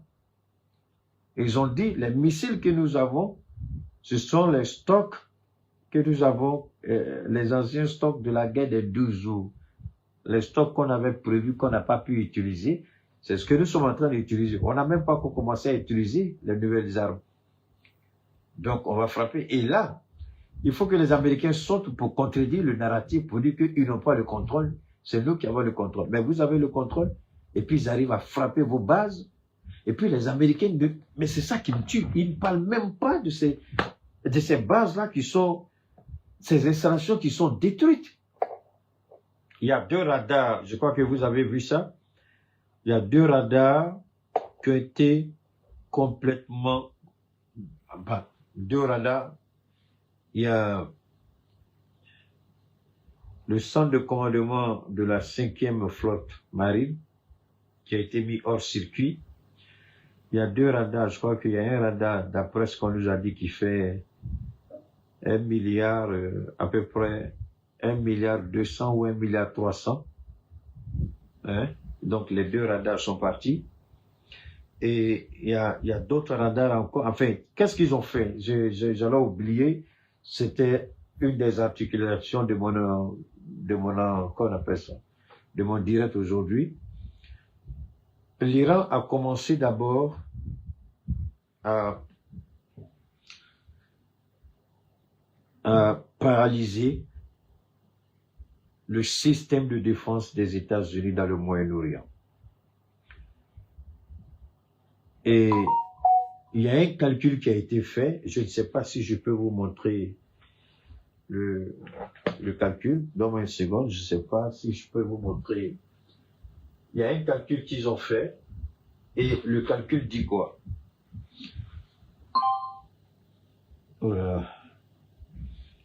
Le calcul pour un missile iranien, supposons un drone qui ne dépasse pas les 2000, 3000 $, vous allez utiliser un missile qui fait au minimum 1 million de $, 2 millions de $, pour abattre un drone qui ne vaut même pas 5 000, 10 000 $. Vous utilisez, donc, ils ont fait les calculs. La dernière fois, je vous disais que depuis le commencement de la guerre à hier, je crois, hier, l'Amérique était à 1 milliard, à peu près, ça frôlait. L'Amérique était à peu près à 3 milliards de $, déjà, en projectiles, et puis en entretien. Ça, c'est l'Amérique. Israël est déjà des centaines de millions de $, avec les projectiles. L'Arabie Saoudite, Dubaï, et tous sont au-delà de 1 milliard de $ déjà gaspillés avec les projectiles. Mais c'est ça, c'est l'objectif que l'Iran recherchait. C'est-à-dire, l'Iran a gardé ses missiles, je pourrais dire ses missiles stratégiques, l'Iran les a gardés et saturé les systèmes de défense avec le maximum de drones. Si vous laissez les drones passer, c'est grave. Ils vont frapper, ça va. Donc, vous les interceptez, vous utilisez vos missiles d'interception de 2 millions, de 3 millions de $ pour juste un drone qui ne dépasse même pas 3, 4, 5 000 $. Ça ne vaut pas 10 000 $. Maximum, c'est quoi, 5 ou 10, ça ne vaut pas 10 000, je crois, ça ne vaut pas 5 000, hein. C'est entre 2, 3 et 5 000 $, un drone. Et vous utilisez un missile qui fait entre 1 million et 3 millions, voire 6 millions de $ pour abattre un drone de 3 000, 4 000, 5 000 $. Alors que l'Iran envoie en quantité inimaginable. Et maintenant, vous faites quoi? Vous lancez. Donc, Dubaï a dit, on a atteint un seuil critique. Alors que pour fabriquer ces missiles, il ne peut pas fabriquer ces missiles, c'est-à-dire que chaque mois, il ne peut pas sortir plus de 50 ou 60 missiles par mois, c'est pas possible. Les unités de production ne peuvent pas. Contrairement à l'Iran qui peut faire sortir plus de 100, 200, 300 par mois. Mais eux, ils peuvent pas. Ouais, c'est ça aussi, quand on est gourmand dans un pays, quand on exagère, c'est ça la réalité. Les gens ont trop misé, tellement le gain facile, maintenant la production en masse n'est pas possible. Et aujourd'hui, ils sont face à une réalité. Israël avait épuisé ce stock depuis la guerre de 12 jours. Israël n'a pas pu, si vous voulez, avoir suffisamment. Et elle est en train encore. Donc, Israël aussi a atteint un seuil critique. Désormais, il faut faire un choix. Qu'est-ce qu'il faut laisser passer? Qu'est-ce qu'il faut abattre? En Arabie Saoudite, c'est à peu près la même chose aujourd'hui. Donc, il faut faire des choix. Même si vous faites des choix, l'impact sera énorme. Et donc, pendant qu'ils font la grande gueule, s'ils contrôlaient le ciel israélien, ça foulait iranien, est-ce que les pays du Golfe allaient dépenser autant? Allez-y, il y a un gars qui est très fort dans les trucs, dans les calculs, et il sort les chiffres, ça vous donne les choses. Et les calculs qu'il fait, c'est pas des calculs au hasard, c'est en fonction des informations officielles des pays du Golfe. C'est eux qui donnent ces informations officielles-là. Donc, c'est en fonction de ce qu'ils donnent comme chiffre que lui, il fait les calculs. Voilà. Puisque le coût de chaque missile est connu. Le missile utilisé, si c'est tel missile, voici le coût. Si c'est tel missile, voici le coût. Si c'est tel autre missile, voici le coût. Donc, quand ils disent qu'on a utilisé, bon, ils font les calculs avec, on connaît aussi le coût des drones iraniens. Donc, c'est pratiquement cheaper, moins cher. Donc, aujourd'hui, ils ont pratiquement tous dépensé des milliards de dollars en projectiles, mais ça ne suffit pas. Ils subissent des pertes. C'est ce que l'Iran voulait. L'Iran voulait humilier les États-Unis dans le Golfe. Les médias, ce qu'on appelle les médias mainstream, ils le savent, mais ils font exprès pour ignorer cet aspect. L'Iran veut humilier les Américains et dire, voilà ce pays-là, nous allons vous frapper et vous allez voir tout de suite qui fera son choix. Et c'est ce qu'ils ont fait. Ils ont déployé leur porte-avions, leur ceci, leur cela. Même la France avec la grande gueule, au lieu d'envoyer ses Charles de Gaulle vers ses partenaires du Golfe pour intercepter les drones ou les missiles, ils veulent envoyer ça pour aider qui? Israël. Alors que les missiles hypersoniques, on ne peut pas les arrêter. Si on pouvait les arrêter, est-ce que vous croyez que ce que nous avons vu là, on allait voir ça? Aujourd'hui, Tel Aviv, c'est autre chose. C'est un cimetière. Jérusalem, c'est un cimetière. Israël n'a jamais connu ça. Les Israéliens sont traumatisés. Ils n'arrivent pas. Ils sont à plus de 200 et quelques personnes tuées, ce qui n'était jamais arrivé en Israël. Et surtout, le système que l'Iran a mis en place, les missiles qui sont largués à l'approche se divisent pas en 2, 3, 4, même pas en 10, 60, 70, et puis ça tombe, boum, boum, boum, boum, ça détruit tout. Et d'ici, n'attendait pas. Donc la réalité, c'est ça aujourd'hui. Et l'Iran a très bien réussi sa manœuvre. Parce que l'Iran a montré aux pays du Golfe, voilà votre partenaire, regardez ce qui va arriver quand nous allons vous attaquer. Et aujourd'hui, les différents monarques, ils disent aux Américains, tu nous as abandonné bien quoi? Tu nous as promis la sécurité, mais à rien. Tu nous as lâchés. Et on est à la merci des missiles et des drones iraniens. On arrive à intercepter beaucoup, mais il y a beaucoup qui arrivent à passer. Les Américains n'ont pas la réponse. Si ce n'est pas la grande gueule que vous venez de voir, ils n'ont pas la réponse. S'ils avaient la réponse, est-ce que ce qu'on voit aujourd'hui, on allait avoir ça? S'ils avaient la réponse, les bases militaires, parce que les bases militaires ont été frappées. Ce n'est pas la colère, je vous en prie. Et la Russie, la Chine ont un rôle important et les Américains le savent très bien. Mais puisque officiellement ni la Chine ni la Russie ne s'est déclarée, Donc, il est difficile de partir de suppositions et puis les attaquer. Parce que pour frapper avec précision, il faut des systèmes de calcul intégrés très puissants. Peu importe la technologie de drone de l'Iran, les missiles hypersoniques, mais les calculs complexes, frappes simultanées, l'Iran a eu besoin de la Chine et de la Russie pour coordonner ces différentes frappes. Et l'Europe le sait, l'Amérique le sait. Mais puisque ce n'est pas déclaré comme eux, ils l'ont fait avec l'Ukraine. Vous savez que ni la Chine, ni la Russie ne viennent comme ça parler. Donc c'est ça qui fatigue ces gens-là. Et ça, c'est une réalité. Mais en même temps, n'oubliez pas une chose. La Chine apprend de la faiblesse des États-Unis et se prépare. La Chine regarde les failles. Pourquoi la Chine envoie ses ingénieurs en Iran? C'est pour voir les failles et préparer sa guerre par rapport à... Comment on appelle ce coin-là? Thaïlande, c'est ça? Non, c'est pas Thaïlande. Comment on appelle ce coin-là? Le coin où les... enfin, je sais pas, c'est Taïwan, quoi? Taïwan, c'est ça? L'île de Taïwan, là, voilà. Les Chinois regardent. Et pendant ce temps, que fait la Russie? La Russie est en train de labourer copieusement l'Ukraine. L'Ukraine a été placée, reléguée au dernier plan. Donc, tous les deux partenaires de l'Iran sont en train de gagner, chacun gagne son compte. La Chine se prépare, la Chine connaît les faiblesses des États-Unis. Et Taïwan, merci beaucoup. Et,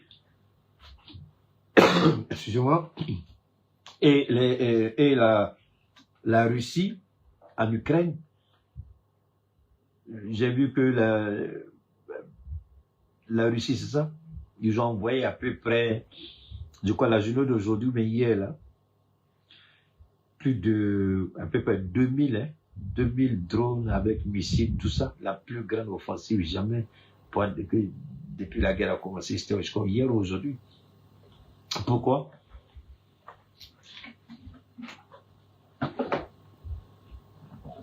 Parce que l'Iran occupe les Américains. L'Iran occupe les Américains. Et c'est ce que Volodymyr Zelensky craignait.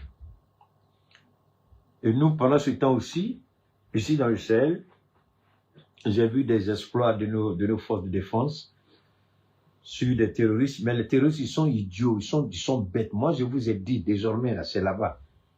Vous restez ici, sinon on va vous tuer. Au moins, allez-y mourir pour une bonne cause. Peut-être on dira que vous êtes des martyrs. Parce qu'ici, là, vous mourrez, vous êtes des criminels. Hein? Allez-y mourir là-bas pour l'Iran, au moins on dira que vous êtes des martyrs. Donc, qu'est-ce qu'il faut retenir en un mot? Ce qu'il faut retenir, c'est très simple. La démocratie n'a jamais existé. C'est un leurre. C'est une manipulation.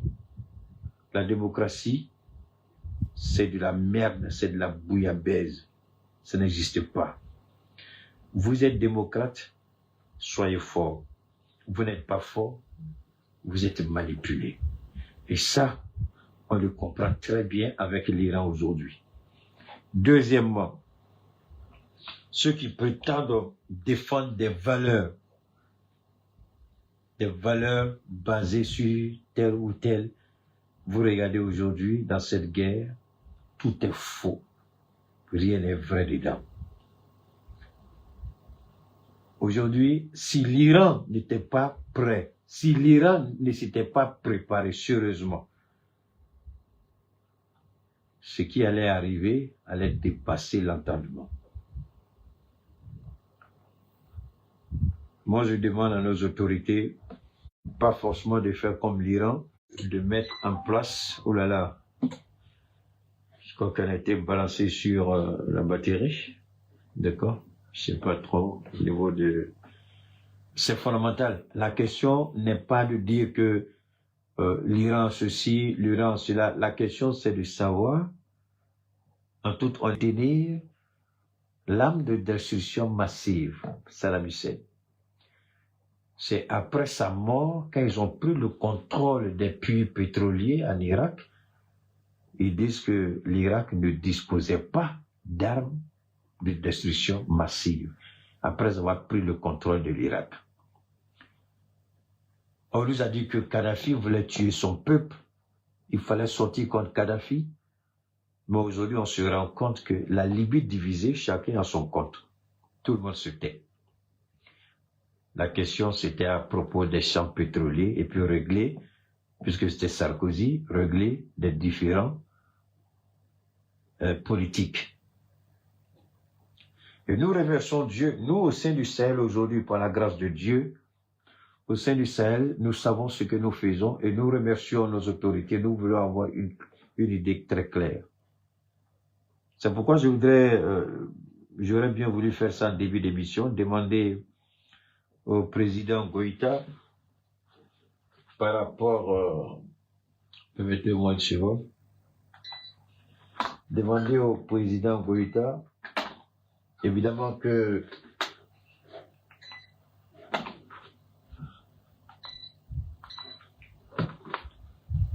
nous on a avec cette histoire de carburant qui malheureusement est en train de subir encore quelques désagréments, j'aurais souhaité faire ça comme première partie de mon direct, mais c'est pas grave, je vais revenir là-dessus, je crois, dans le courant de la journée, si Dieu le veut. C'est demander à l'État du Mali de réfléchir à deux possibilités pour éviter cette situation. C'est-à-dire que on peut signer un protocole d'accord avec le Niger pour que le Niger vienne ici au Mali implanter une succursale de son, comment on appelle ça, de sa société énergétique là, par rapport au carburant, puisque le Niger même transforme son pétrole en carburant. Donc on signe un protocole, le gouvernement malien a une part de participation et le gouvernement nigérien a une part de participation. Et puis on fait ça au Mali, où deuxième option, c'est d'aller au Nigeria et puis signer un protocole avec Ali d'un côté. Il a des milliers, pour ne pas dire des millions de citernes que la force unifiée peut escorter du Nigeria jusqu'ici. Je ne dis pas le gouvernement nigérien, mais je parle avec Ali d'un côté lui-même. Moi, je pense que, parce que cette situation, si le gouvernement ne gère pas, c'est un peu gênant. Il faut qu'on arrive à voir nous-mêmes. Pourquoi je parle de ça? Je vais vous expliquer. Tout à l'heure, dans cette histoire d'Iran-là, j'allais sur pratiquement beaucoup de plateformes de médias.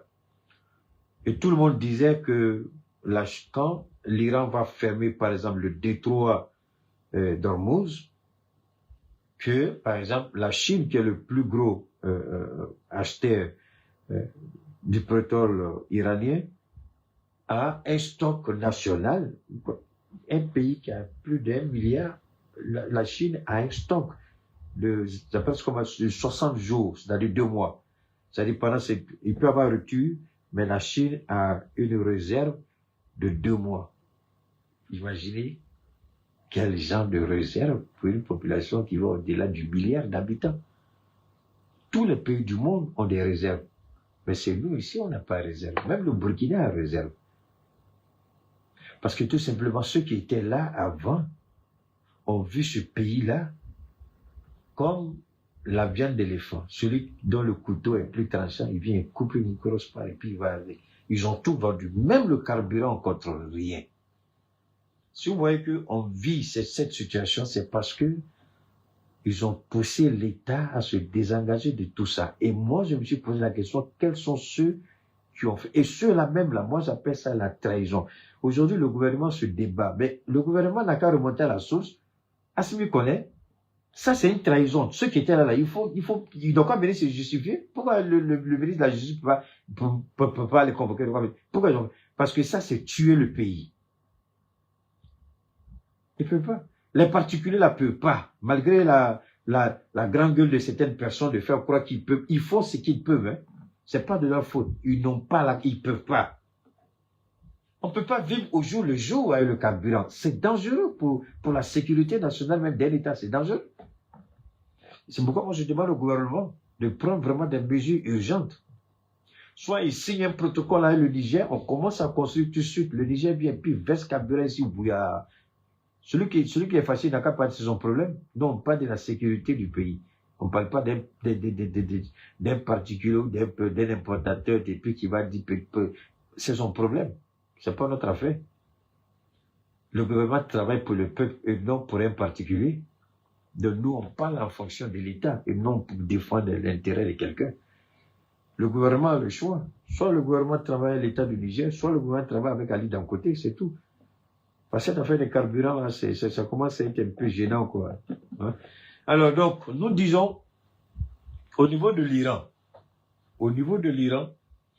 il est important de ne pas perdre de vue l'essentiel. On veut nous faire croire que l'Iran est un mauvais pays. Même la Côte d'Ivoire a été suffisamment malhonnête pour ne pas reconnaître que l'Iran a été agressé. Ça, c'est quelque chose que je ne voulais pas partager avec vous, mais bon, ça m'intéresse pas parce que le gars là, il a fui, comment il s'appelle? Benjamin Netanyahu a fui. Il commence une guerre, personne ne sait où il est. Il commence une guerre, il est introuvable. Il fait tuer oh là là, il y a des images qui sont pas... Il y a des images qui sont insoutenables. Je ne voudrais pas faire passer ces images-là parce que c'est pas joli. Alors, quand Benjamin Netanyahu, il tue, alors voilà un peu le chiffre que je vous donnais. Ça, c'est quel jour? Ça, c'était le mardi. Les États-Unis, en 24 heures, ont dépensé 779 millions de dollars. Je dis bien 779 millions de dollars. Voilà ça ici, en 24 heures. Le premier jour de la guerre, c'est ce que les États-Unis ont brûlé. 779 millions de dollars. Le premier jour de la guerre, 779 millions de dollars. Donc ça, c'est des choses. Ça, c'est un. Et puis deuxièmement, il y a des, comment on appelle ça? Des agents du Mossad qui ont été arrêtés en Arabie Saoudite. Voilà, des gens qui voulaient... Donnez-moi une seconde, je suis en train de voir si je peux vous lire le truc de la Côte d'Ivoire là. Bon, si je trouve, ouais, c'est bon. Je voulais juste vous faire écouter comment les Ivoiriens, comment Ouattara a pris position, les Drissa, les Madou, les Chaka, qui insultent Keïta là. Alors, quand il dit ça, c'est bon. Sinon, on se fatigue pour rien. Je crois qu'on ne trouve pas, c'est bon. Alors, c'est pas... Je voulais vous faire écouter. La Côte d'Ivoire, vous avez tous vu. Dans tous les cas, c'est bon. Alors, ce qu'il faut retenir une dernière fois, l'Iran a le droit de se défendre. Et nous soutenons l'Iran jusqu'au bout. C'est un pays souverain. L'Iran ne peut pas sous-traiter sa souveraineté avec Israël. Les Américains s'en fichent de tout le monde parce qu'ils savent que les gros bonnets, les décideurs aux États-Unis, ce sont des Juifs qui sont tapis dans l'ombre. C'est eux qui tiennent l'économie américaine en main. Donc le président est comme une poupée, une marionnette entre leurs mains. Ça, c'est le problème des Américains. On s'en fout qu'ils les règlent entre eux là-bas. Mais ce que nous disons, l'Iran a le droit et le devoir de protéger sa population, de préserver son intégrité et de faire tout pour défendre partout où les intérêts de l'Iran seront menacés ou attaqués. Et c'est ce que l'Iran fait aujourd'hui. Aussi bien que l'Iran, nous, à notre niveau, dans nos pays aussi, c'est ce que nous faisons, nous nous organisons parce que c'est la seule chose à faire, parce que le peuple compte sur ses dirigeants. Alors, on dit à l'Iran, tu n'as pas le droit de faire ça, mais pendant ce temps, on permet à Israël de s'équiper. Le même Israël qui court pour aller aux États-Unis, et ça c'est, le monde devait tirer les leçons de cette guerre. Le monde devait réfléchir. Est-ce que ça c'est la voie? Est-ce que ça c'est équitable? Est-ce que ça c'est juste? un pays se lève et puis va voir les Américains. Si les Américains n'ont pas leurs intérêts avec Israël, comment Benjamin rentre dans le bureau ovale, il va faire ses conneries et tout le monde sait que c'est un voleur, un criminel, un manipulateur, un corrompu. Il rentre et puis il va mentir et puis tout de suite on attaque l'Iran. Sur quelle base on attaque l'Iran? Vous négociez avec tout le monde, l'Iran est prêt à faire des concessions parce qu'ils ont vu que l'Iran allait faire des concessions. Donc, le ministre des Affaires étrangères d'Oman, il dit l'Iran a fait des concessions importantes, ce qu'elle n'avait jamais fait par le passé. Il suffisait que les équipes techniques se retrouvaient pour discuter, pour finaliser. Et lui, il était confiant. À la grande surprise, le jour où il dit ça, la même nuit, lui dit ça le jeudi, la nuit du samedi, on attaque l'Iran. Alors, les gens, c'est pourquoi ils ont dit, qui doit faire confiance aux Américains? Parce que vous savez, ce qui est malheureux, c'est que c'est un idiot qui est au pouvoir. Et l'idiot qui est au pouvoir, il a du mal à accepter une dynamique que lui-même, en tant qu'homme d'affaires, il ne peut pas accepter. Si les gens n'ont plus confiance en vous, si vous perdez votre crédibilité, ça devient compliqué. Et aujourd'hui, les États-Unis ne sont plus crédibles. Qui va miser sur les Américains aujourd'hui? Avec ce criminel qui est au pouvoir, avec cet assassin qui est au pouvoir de Donald Trump. Qui aujourd'hui va miser sur les États-Unis? Qui? Un président qui ne respecte pas sa parole. Un président qui en pleine négociation sort et puis vous poignarde dans le dos. C'est cette réalité aujourd'hui qu'ils ont montré. Alors, ils veulent faire vivre les États-Unis des années 70, 80, 90, 2000. Oui, il faut être honnête, à cette époque-là, l'Amérique était une puissance. Une vraie puissance, mais pas aujourd'hui. Quand l'Amérique dit tu trembles. Aujourd'hui, c'est pas ça. Au lieu de s'adapter à la réalité nouvelle du monde, ils vivent encore dans le fantasme du passé. Et l'idiot est là, on a la plus grande puissance, on a la plus blablabla. Les Américains disent, mais est-ce que l'idiot s'entend parler? Tu as tout ça, et puis tu es incapable de faire capituler l'Iran. Vous êtes tout ça, vous deux, vous associez contre l'Iran, vous êtes incapable de faire capituler l'Iran. C'est là que chacun devrait réfléchir sur ce qu'on écoute de la bouche de nos dirigeants. On dit ça, mais faites beaucoup attention. Faites beaucoup attention. Et aujourd'hui, moi, je suis fier de soutenir l'Iran. Et je suis heureux de le faire. Avec les moyens dont je dispose. Tels que ce que je suis en train de faire aujourd'hui. Parce que le mensonge des États-Unis, on doit être capable de dénoncer et de montrer à la face du monde que ce sont des menteurs. Ils mentent et ils manipulent. L'Iran n'a rien de tout ça. Aujourd'hui, avant que la guerre ne commence, 300 généraux à la retraite aux États-Unis qui ont honnêtement servi le drapeau américain ont dit que Donald Trump est une menace pour les États-Unis. 300 généraux à la retraite. Et aujourd'hui, le discours que vous avez écouté là, les blablabla de leur ministre de guerre là, c'est parce que les généraux sont sortis. Ils ont dit, l'Amérique n'a pas ce qu'il faut pour faire une guerre qui va au-delà d'une semaine. C'est pourquoi vous les entendez dire, Trump dit, la guerre va aller aussi longtemps que possible. Ils ne peuvent pas. C'est faux. Ils n'ont pas la réserve de munitions nécessaire pour faire ça. Et comme Trump, je vous le dis, je le répète, c'est un gars qui n'a pas honte, c'est un idiot. Si il pouvait la demander de cesser le feu, puis l'Iran a rejeté. La prochaine fois, il ne va pas de cesser le feu.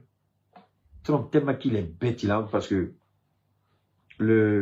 aujourd'hui, mercredi, enfin, on est déjà minuit, donc je crois, voilà. Hier, mercredi, il y avait une réunion importante à la Maison-Blanche. Il devait être briefé et par le secrétaire de la guerre, le ministre de la guerre, et par le chef d'état-major des forces armées américaines. Ils étaient dans ce qu'on appelle le briefing room ou bien le situation room, c'est-à-dire à la Maison-Blanche, il y a un endroit où, quand le pays en guerre se retrouve pour discuter avec Voilà, les officiers supérieurs de l'armée, tout ça. Et pendant que les gens étaient prêts, ils voulaient faire le briefing, Donald Trump est sorti de la salle. Je répète, Donald Trump est sorti de la salle de réunion. Enfin, c'est pas une salle de réunion, mais on appelle ça Situation Room. Il est sorti pendant 23 minutes. Pendant 23 minutes, le ministre de la guerre l'attendait pour faire le point. Le chef d'état-major des forces armées l'attendait pour faire le point. Pendant que ses collaborateurs, Donald Trump est sorti très énervé, très remonté. Il voulait, je crois qu'elle est venue, il voulait lancer un tweet. Si mes informations sont correctes, ils lui ont dit de ne pas faire.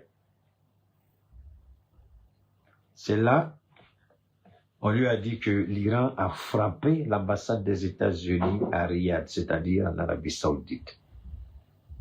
Et très remonté, on lui a dit, il faut avoir la maîtrise, ne réponds pas, ne dis rien. C'est là, il a envoyé le titre que vous connaissez. On va montrer le feu à Iran, blablabla. Il a raconté plein de conneries. Les gens lui ont dit, tu n'aurais pas dû faire ça. Mais en réalité, l'Amérique ne dispose pas aujourd'hui de munitions suffisantes pour continuer la guerre au-delà de 1, 2, 3 semaines. Parce que quand vous faites la guerre, il y a un niveau qu'ils appellent emergency cost, quelque chose comme ça. Vous ne devez pas, parce que si vous utilisez tout et que la situation dégringole, quelle réserve vous avez pour agir? Rien. Donc, quand vous arrivez à ce seuil critique, on vous dit, il faut trouver un moyen pour arrêter. Mais avec l'Irak, c'était pas la même chose. Les gens confondent les scénarios. En Irak, c'est les Américains qui sont allés frapper. Les premières frappes, ils ont tout de suite anéanti les systèmes de défense irakiens. Il y avait l'Irak, ne pouvait lancer aucun missile, aucun drone, aucun avion. Tout a été cloué au sol. Et les forces terrestres sont rentrées. Maintenant, les officiers supérieurs de l'armée de Saddam Hussein, beaucoup ont jeté les treillis, leur grade, et puis ils se sont reconvertis en civils. En faisant quoi? En créant des milices, puisqu'ils savaient où se trouvaient les dépôts d'armes. Donc, ils sont allés, parce qu'il y avait des dépôts d'armes qui étaient des caches, que quelques rares personnes connaissaient. C'est la même chose avec Muammar Kadhafi. Donc, les gens sont allés, ils ont créé leur milice. Et ce sont ces milices-là qui ont commencé à tuer les soldats américains. C'est pourquoi ils disent boot on the ground, c'est-à-dire des soldats sur le terrain. Et les gens ne veulent pas. Parce qu'ils se rappellent de cette époque-là, ils se rappellent aussi je crois que c'est Afghanistan ou Pakistan, où ils ont fui pour laisser tout derrière eux. Là. Donc, ils ont un choix. Est-ce qu'ils vont faire la même bêtise? Mais en Iran, c'est pas le même scénario. Ils croyaient que ils ont lancé 900 missiles sur 500 sites en 24 heures. C'est le chiffre de 779 millions là. C'est ça. Ils ont envoyé 900 frappes sur 500 sites. Je dis bien 900 frappes sur 500 sites en moins de 24 heures. C'est là le chiffre de 779 millions de dollars. D'accord? Et quand ils ont frappé pour eux, l'Iran était paralysé. L'Iran ne pouvait rien. Effectivement, comment la première puissance militaire mondiale vous envoie 900 frappes, 900 missiles avec toutes sortes de calibres dedans sur 500 sites, et puis vous arrivez à vous tenir debout, il faut l'Iran. Alors la question c'est de savoir, est-ce que les gens savaient réellement où se trouvaient les armes iraniennes? Est-ce que ce qu'ils ont vu là, c'est réellement ça? Est-ce que l'Iran n'a pas doublé tout le monde? Et c'est ça qui fait mal à Trump. Comment on a fait tout ça? Parce que 1 milliard le premier jour, et ils ont la force, la capacité de réagir. Alors c'est ce que je vous ai expliqué dès l'entame de mes propos. Il y a un testament posthume qui a été laissé. Et le testament posthume, c'est de continuer la guerre jusqu'à ce que Israël soit complètement désarmer. C'est-à-dire Israël va utiliser tout ce que elle ou il a comme... C'est ce que nous voyons aujourd'hui. Hein. Israël ne peut plus. Est-ce que les Américains vont risquer leur propre sécurité et protéger Israël au risque de protéger des citoyens américains? Parce qu'aujourd'hui, le Pentagone a fait un briefing. Ils ont dit que l'Iran se prépare à frapper le territoire américain. Et ça a beaucoup gêné Trump. Il dit que l'Iran se prépare à frapper. Donc tous ces narratifs qui sortent là, il y a un but, il y a un objectif. Est-ce que je peux demander à chacun de vous, je ne suis pas détenteur de la vérité, mais réfléchissons de la manière la plus saine. Est-ce que l'Iran n'a pas le droit de se protéger face à un État qui tue tout le monde? Ça fait combien d'années Israël bombarde et tue des Palestiniens? Ça fait combien d'années Israël bombarde et tue des Libanais? Donc si aujourd'hui il y a un pays qui est en train de rendre la monnaie à Israël, on ne peut qu'applaudir et demander à Dieu de soutenir l'Iran. Mais ce n'est plus l'Iran seul. Le Hezbollah est rentré dans la danse. Les Houthis du Yémen sont rentrés dans la danse. Les proxys en Irak et en Syrie sont rentrés dans la danse. Et c'est eux qui ont commencé. C'est pas seulement là-bas. Il y a des pays où au Pakistan aussi, ils ont essayé d'attaquer le consulat. Je crois qu'ils ont mis le feu là-bas. L'Amérique est un peu attaquée de tous les côtés. Est-ce que c'est ce que voulait l'Iran? Pas du tout, mais c'est l'Amérique elle-même qui est en train de creuser sa propre tombe. L'Amérique aurait pu être honnête et juste. Dieu n'est pas un Dieu de l'injustice. L'Amérique aurait pu dire à Israël, écoute, tu as ton arme nucléaire à toi. Ils n'ont pas d'arme nucléaire. Ils ont le droit de se défendre. Pourquoi tu voudrais les... Mais tant que vous n'allez pas avoir le courage de dire à Israël que l'Iran a le droit de faire ça, et tant qu'Israël aura un criminel, un assassin, un voleur et un traître, un corrompu comme Benjamin Netanyahu, Israël ne connaîtra jamais la paix. Et si les Israéliens ne comprennent pas qu'ils peuvent vivre et coexister pacifiquement avec l'Iran, ils ne connaîtront jamais la paix. Et nous, on ne va jamais abandonner l'Iran parce que l'Iran se bat pour une noble cause aussi bien que nous nous battons dans le Sahel pour une noble cause. Donc, nous devons, au-delà de l'aspect émotionnel, euphorique, reconnaître que l'Iran a le droit de défendre son pays. Et pourquoi je ne parle pas des dégâts en Iran? Vous croyez qu'il n'y a pas de dégâts? Il y a des dégâts. Mais quand vous regardez en face de qui se tient l'Iran, les dégâts de l'Iran deviennent insignifiants, même s'il y a des pertes en vies humaines.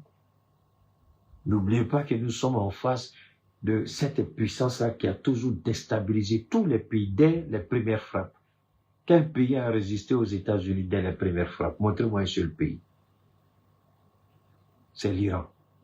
Après les premières frappes, après les 900 frappes, 1 heure après, l'Iran est sorti. Et puis l'Iran a commencé à frapper. Jusqu'à présent, l'Iran continue d'avoir des vagues de drones et de missiles. La question que tout le monde se pose, ils sont tous étonnés. Est-ce qu'il y a 2 Irans? Ça veut dire quoi, Keïta? Non. Il y a un Iran que tout le monde voit, mais il y a un autre Iran plus dangereux qui est sous terre, c'est-à-dire l'Iran qui est dans le tunnel. C'est-à-dire les opérateurs des drones, des missiles, tous ces autres. Ils disent qu'ils contrôlent la mer iranienne, mais pourquoi aucun bateau n'arrive à traverser le détroit d'Ormuz? Réfléchissez aussi à cela. Est-ce que c'est qu'ils disent? Donc c'est un narratif qu'ils veulent vendre, ils veulent faire quoi? Qu'ils contrôlent tout, vous contrôlez tout, mais les Israéliens qui sont en train de mourir là, c'est des êtres humains. Ce qu'on regarde, c'est pas intelligence artificielle, c'est pas une manipulation, c'est la réalité en Israël. Israël ne tient plus. Israël n'a jamais vécu ça. Alors que la différence avec l'Iran, c'est quoi? L'Iran a toujours vécu ça depuis plus de 40 ans. avec les sanctions les plus difficiles au monde. Donc l'Iran est habitué à la difficulté, aux frappes et aux attaques. Voilà pourquoi je ne perds pas trop mon temps pour ne pas donner à ces idiots-là de se manifester. C'est pourquoi je ne parlerai jamais dans mes directs, je vais être clair avec vous, je ne parlerai jamais dans mes directs des pertes que subit l'Iran. Je ne le ferai jamais. Ce que je verrai, ce sera pour moi et moi seul. Celui qui veut voir les frappes peut aller après mon direct de regarder. Mais ce que je vais faire par contre, c'est de me concentrer sur toutes les frappes iraniennes en Israël, dans le Moyen-Orient et sur les États-Unis. Parce que c'est normal, ce que l'Iran subit, aucun pays au monde ne peut subir et peut tenir debout.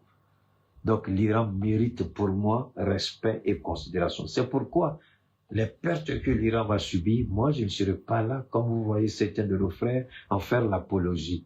Je ne le ferai pas. C'est leur droit, je respecte. Mais ne venez pas croire que moi là, je vais vous dire, ils ont fait ça en Iran, ils ont fait ça en Iran. Je ne ferai jamais passer les images des attaques sur l'Iran. Je ne ferai jamais ça. Par contre, en Israël, je le ferai.